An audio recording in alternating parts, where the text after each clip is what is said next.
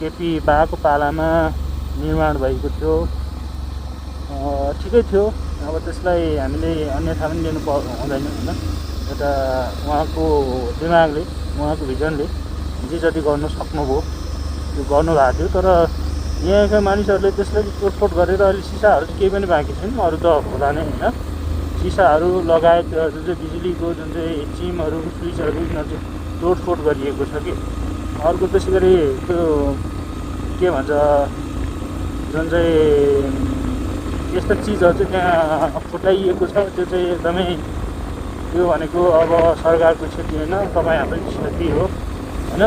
यसले चाहिँ अब हाम्रो जुन चाहिँ के छ भन्दाखेरि हाम्रो परिचय, दोलखालीको परिचय होइन, दोलखामा बसोबास गर्ने मान्छे चाहिँ कस्ता रहेछन् भन्ने पनि विभिन्न जुन चाहिँ आगन्तुकहरू यदि त्यो क्षेत्रमा, त्यो ठाउँमा भ्रमण गरेको खण्डमा चाहिँ उनीहरूले त्यो महसुस गर्नेछन्, कस्ता मान्छेहरू रहेछन् होइन।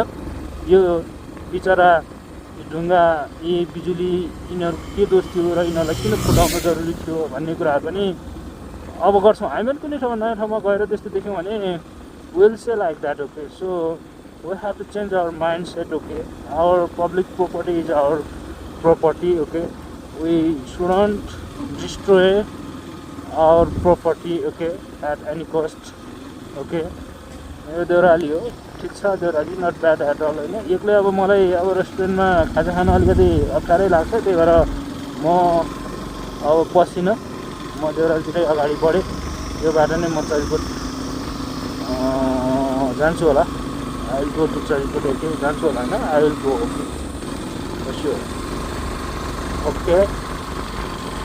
यस्तो छन् है कुराकानीहरू त, जे विषयमा कुरा गर्दा पनि कहिले पनि सकिँदैन। अब भन्नु नै के छ र है, यस्तै छ। मान्छेहरू बिर्सिरहेका छन् होइन। सम्भावना जुन चाहिँ अवसरहरू जुन चाहिँ कमी हुँदा दोलखाबाट करिब आधीभन्दा धेरै मान्छेहरू चाहिँ विस्थापित भइसकेको अवस्था रहेको छ है। अब यो बाटो उता जान त सकिन्थ्यो, हामी यो बाटो जाँदैनौँ अहिले। We are not heading this way, okay. यो बाटो तर पर चाहिँ के छ भन्दाखेरि भ्यू टावर भन्ने छ, अझै थोरै देखियो भने म देखाउने कोसिस गर्नेछु है। हो, माथि अलिकति थोरै देखिन्छ है, यस्तो छ। अनि मान्छेहरू अहिलेको जमानामा मेहनती हुन चाहँदैनन्, मेहनत गर्न चाहँदैनन् होइन, दुःख गर्न चाहँदैनन्। यी खेतबारीहरू जुन चाहिँ यो यस